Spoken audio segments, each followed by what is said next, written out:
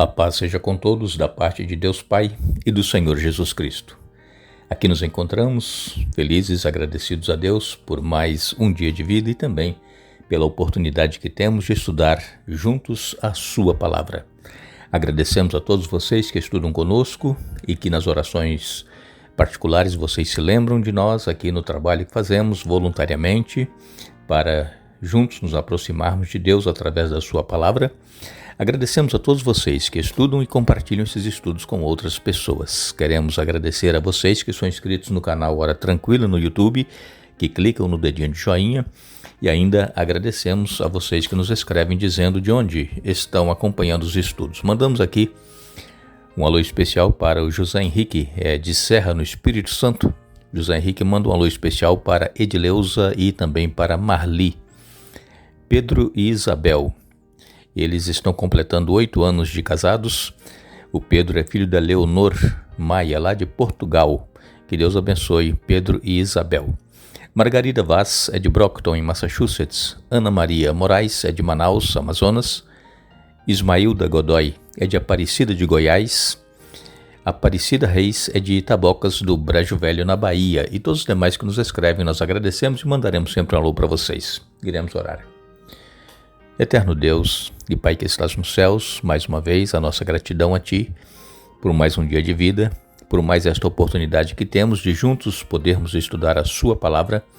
Agradecemos a Ti, Pai, por todos os que estudam conosco a Bíblia e pedimos neste momento a presença do Teu Espírito Santo para o estudo que iremos fazer, que possamos ter a nossa mente aberta para entendermos a Tua Palavra, aceitá-la e colocá-la em prática em nossa vida. Abençoa, Pai, todos os que passam por momentos difíceis, tribulações, angústias, dor, sofrimento, têm as suas necessidades, aqueles que nos escrevem pedindo orações. Abençoe o Pedro e a Isabel, completando 8 anos de casados, e também abençoe todos os demais que estão aniversariando, que sintam o Teu poder, a Tua presença em suas vidas, te pedimos em nome de Jesus. Amém. Aqui nos encontramos agradecidos a Deus. Estamos iniciando o mês de agosto de 2023 e até aqui o Senhor tem nos abençoado. A cada um dos que estudam conosco, com certeza tem sentido a mão de Deus em sua vida e estamos caminhando já para os últimos meses deste ano de 2023. Mas continuamos também aguardando o retorno do nosso Senhor Jesus. Não percamos este foco, este objetivo, que é a vida eterna. E nós só obteremos a vida eterna através de Jesus, da sua vida, do seu sacrifício que fez por nós e nos unindo a Ele através do batismo. Nós queremos agradecer a vocês que nos escrevem e dizendo que estão conseguindo entender a palavra de Deus da maneira como nós aqui colocamos e pedimos a vocês que não se esqueçam de nós em suas orações. Precisamos da orientação, da direção de Deus para podermos trazer estes estudos para vocês a cada dia. Nós estamos então esta semana estudando o capítulo 3 da carta de Paulo aos Efésios.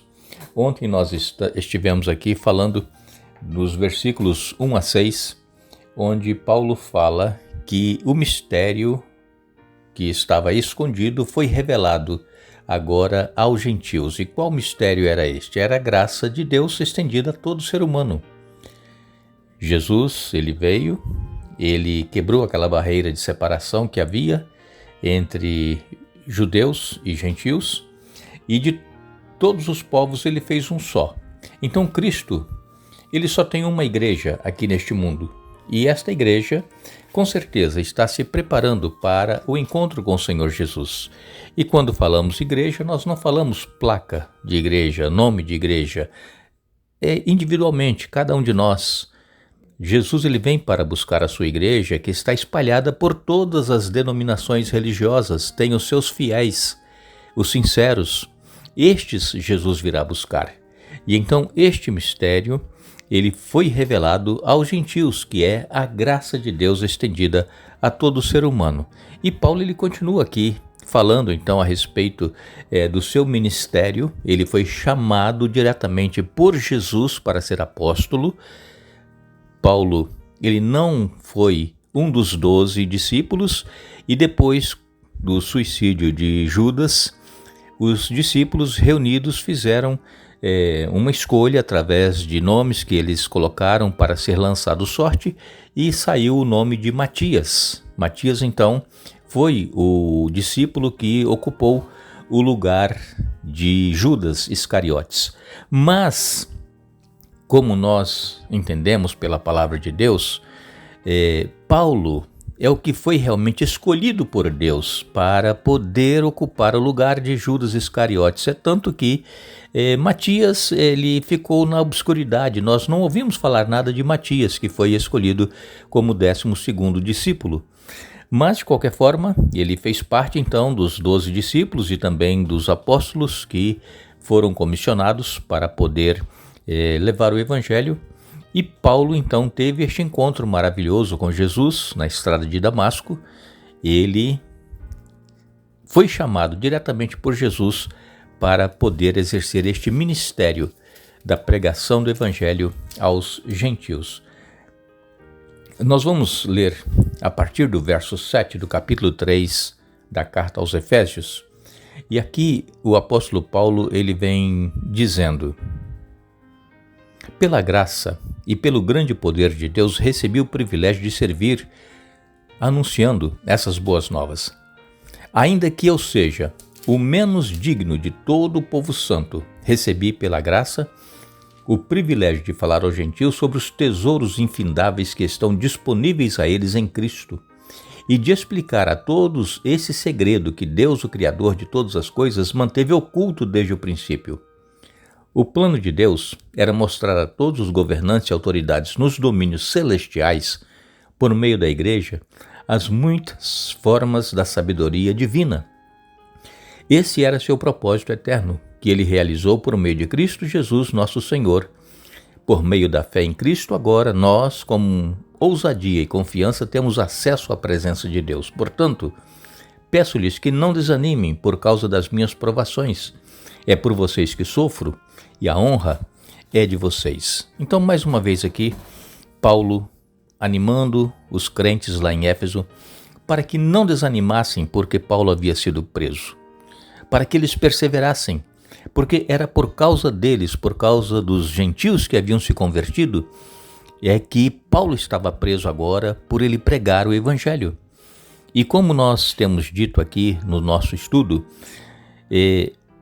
estamos atravessando um período em que não está sendo mais permitido nós pregarmos a palavra de Deus abertamente, falar o que está escrito aqui, porque isso ofende as pessoas, porque isso vai contra as ideologias de pessoas, e então nós estamos sendo proibidos de falar a verdade.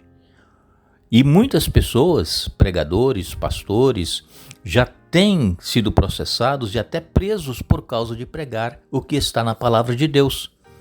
Infelizmente, nós precisamos, como cristãos, ser politicamente corretos para não sermos perseguidos. Mas o que nós vamos decidir? Nós vamos ser politicamente corretos, falar o que eles querem, ou nós vamos pregar a verdade, a palavra de Deus, mesmo sendo ameaçados de sermos processados e até presos por causa do evangelho? E como eu tenho dito para vocês, Cristo, ele nos chamou para sermos a luz do mundo. E o mundo está caminhando para densas trevas morais e espirituais. E eu não preciso aqui detalhar porque vocês têm acompanhado isso em todos os meios de comunicação, como as pessoas estão agindo com relação à sua conduta moral e também com relação às coisas espirituais. As pessoas estão cada vez mais se afastando de Deus.